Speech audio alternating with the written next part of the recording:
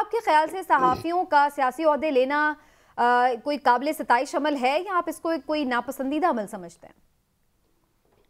دیکھیں، دنیا بھر میں سیاسی عہدے تو صحافی لیتے ہیں، لیکن ڈیپینڈ یہ کرتا ہے نا کہ اس سے پہلے صحافی کیا کرتا ہو۔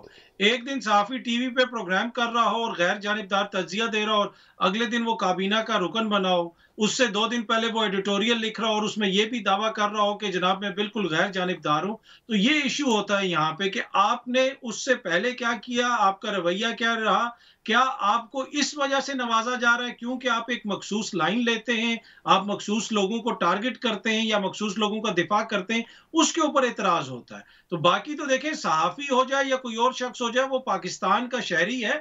آئین اور قانون اگر کسی بھی شخص کو اجازت دیتا ہے تو اس کو عہدہ لے لینا چاہیے، مجھے اس میں کوئی اعتراض نہیں ہے۔ لیکن کنٹروورسی یہاں سے جنریٹ ہوتی ہے جہاں سے ایک ایسی شخصیت جس کے بارے میں یہ تاثر ہو کہ وہ صحافی بھی ہے، کسی کے بڑے کلوز ہے۔ دیکھیں، اگر نجم سیٹھی صاحب کا اگر آپ مثال لے لیں، وہ بڑے قابل ہوں گے، بڑے ٹیلنٹڈ ہوں گے، لیکن جب نون لیگ کی حکومت آتی ہے تو صرف اسی وقت ان کا ٹیلنٹ کیوں ابھر کے سامنے آتا ہے۔ اسی طرح اور بھی جو صحافی دوست ہیں جن کو صرف اسی وقت عہدہ ملتا ہے جب ایک مخصوص جماعت کی حکومت ہوتی ہے، تو پھر اس کے اوپر لوگ اعتراض کرتے ہیں، اس لیے کہ آپ عوام تک جو انفارمیشن پہنچاتے ہیں، پھر لوگوں کو اس پہ یہ اعتراض ہوتا ہے کہ آپ جو انفارمیشن پہنچاتے رہیں، ہو سکتا ہے کہیں پہ آپ نے ڈنڈی ماری ہو۔ اچھا در کاظمی صاحب، یہ جو ایک خدشہ ہے پی ٹی آئی کو کہ ہو سکتا ہے، بلکہ یہ کہا گیا ہے فواد چودھری صاحب کی جانب سے کہ ان کو 2 ٹاسک دیے گئے ہیں، ایک تو یہ کہ الیکشن کو وقت پر ہونے ہی نہ دیا جائے، اور دوسرا یہ کہ اگر کسی وجہ سے بادل نخواستہ وقت پر الیکشن ہوں بھی تو پی ٹی آئی کے لیے اس کو ٹف بنا دیا جائے، اور اس میں پھر ظاہر ہے کہ مشینری اور تمام چیزوں کو ان کے اگینسٹ اس طرح سے استعمال کیا جائے کہ ان کا راستہ روکا جائے۔ تو آپ سمجھتے ہیں کہ ان کے ان خدشات سے کوئی واقعی حقیقت کا تعلق ہو سکتا ہے؟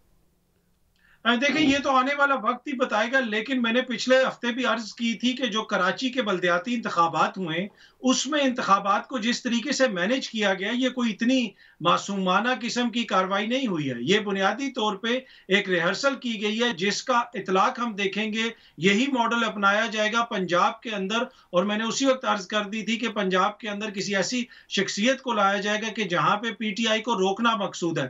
اگر آپ نے وفاق کے اندر پی ٹی آئی کی 2/3 اکثریت روکنی ہے تو اس کے ساتھ ساتھ ضروری ہے کہ پنجاب کے اندر بھی ان کی اکثریت بڑے پیمانے پہ روکی جائے۔ تو اسی وجہ سے پنجاب کے اندر یہ کاروائی ڈالنے کی کوشش تو ہوگی، اور محسن نقوی صاحب کا جس طرح زرداری صاحب کے ساتھ تعلق ہے، ان کی ویڈیوز ہم نے دیکھی کہ کیمرے نے کتنی دفعہ ان کو کیپچر کیا، جدھر جدھر وہ زرداری صاحب کے ساتھ اور نون لیگ کی قیادت کے ساتھ پھرتے رہے، ملک احمد خان صاحب کے ساتھ پھرتے رہے، بلکہ ملک احمد خان صاحب نے تو یہاں تک کہا کہ وہ بڑی معتبر شخصیت ہیں کیونکہ وہ سی این این پہ کام کرتے رہے۔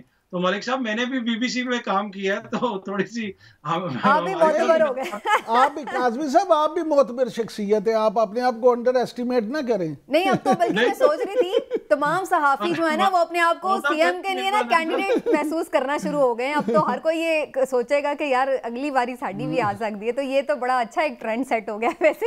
لیکن coming back to the discussion, Imran صاحب، یہ جو بات ہو رہی تھی کہ ایسا الیکشن ہو جائے گا کہ جس پہ پھر کنٹروورسی شروع ہو جائے گی، جو سی ایم ہے کیئر ٹیکر، اس کے پاس تو بہت زیادہ اختیارات اس طرح سے ہوتے نہیں ہیں، لیکن بہرحال پھر بھی کچھ نہ کچھ اختیارات تو ہوتے ہیں، اور جس طرح کہ اس وقت ایک ماحول ہے سیاسی اور بہت تناؤ کی سچویشن ہے، تو اس میں آپ کو کیا نظر آ رہا ہے؟ کتنا آپ کو ٹف ٹائم دیا جا سکتا ہے پی ٹی آئی کو؟ یہ خدشات کیوں ہیں؟ سبینہ، خدشات جو ہیں نا وہ اپنی جگہ، لیکن میں آپ سے یہ ضرور بات کرنا چاہوں گا، خاص طور پہ چوہے صاحب بھی ہیں، کاظمی صاحب بھی، کہ جب حمزہ شہباز یہاں پہ سی ایم تھے پنجاب میں تو 20 حلقوں میں ضمنی الیکشن ہوا، اس وقت انہوں نے کیا کر لیا تھا؟ لہٰذا اگر حمزہ شہباز کی حکومت میں کچھ نہیں ہو سکا، پی ٹی آئی جیت گئی ہے، تو اب بھی اگر پی ٹی آئی نے جیتنا ہوگا تو محسن نقوی کیا کر لیں گے؟ محسن نقوی خود جا کے ٹھپے تو لگانے سے رہے۔ لہٰذا میں یہ نہیں سمجھتا کہ پی ٹی آئی جتنا یا کاف لیگ جتنا واویلا کر رہی ہے اتنے یہ ان کے لیے خطرناک ہے۔ دیکھیں، ہر بندے کی اپنی ایک ریپیوٹ بھی ہوتی ہے، اس کی اپنی کریڈیبلٹی بھی ہوتی ہے۔ ہم کیوں نہیں یہ سمجھتے یا سوچتے کہ محسن نقوی صاحب اپنی کریڈیبلٹی کو مزید بہتر کرنے کے لیے اچھے اقدام کریں گے، اور ہم پھر یہاں بیٹھے ہی ان کی تعریفیں کر رہے ہوں گے؟ جیسے الیکشن کمیشن نے آج اپنی کریڈیبلٹی کو بہتر کیا ہے۔ دیکھیں، یہ آپ کی نظر میں ہے نا ایسا،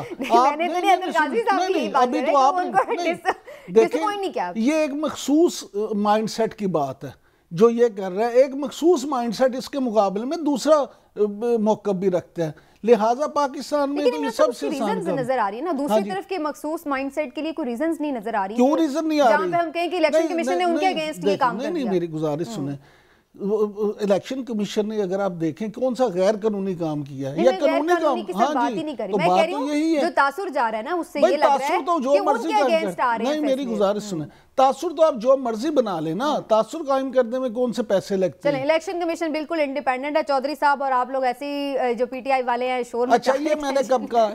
یہ اپنی مرضی میں نے تو یہ نہیں کہا کہ انڈیپینڈنٹ نہیں ہے.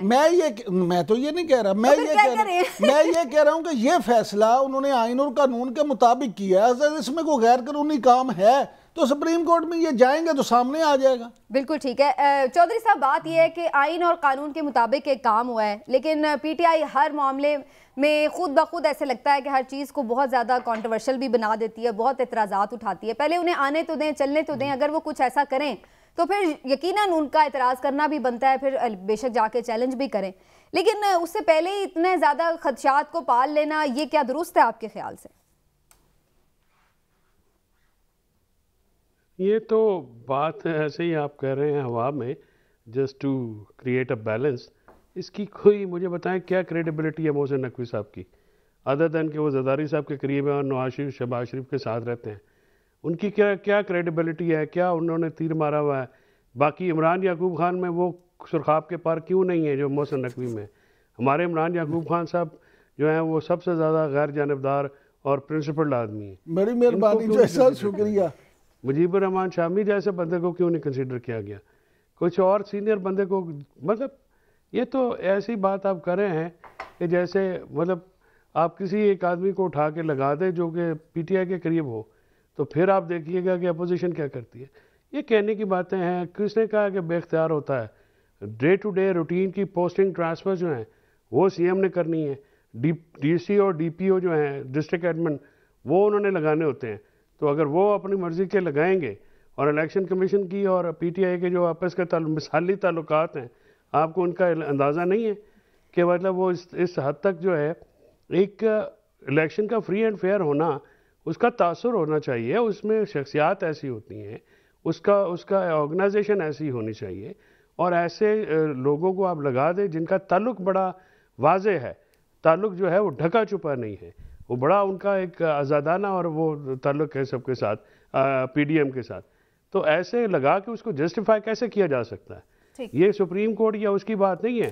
کیا الیکشن کمیشن پابند نہیں ہے آرٹیکل 218 صحیح ہے, ایک نگران سیٹ اپ کا مقصد یہ ہے کہ ایسا بندہ ہو جس کے اوپر کوئی اگر یہ اپوائنٹمنٹ جو ہے free fair just honest election transparency کے کسی تقاضے کو پورا کرتی ہے؟ میرا نہیں خیال کہ یہ پورا کرتی ہے. بہرحال الیکشن کمیشن اگر یہ ڈیسائیڈ کر چکا ہے کہ یہ الیکشن جو ہیں یہ بعد میں سوالیہ نشان ہو اور ان پہ انگلیاں اٹھے, تو پھر نہ آپ کچھ کر سکتے ہیں نہ ہم کچھ کر سکتے ہیں.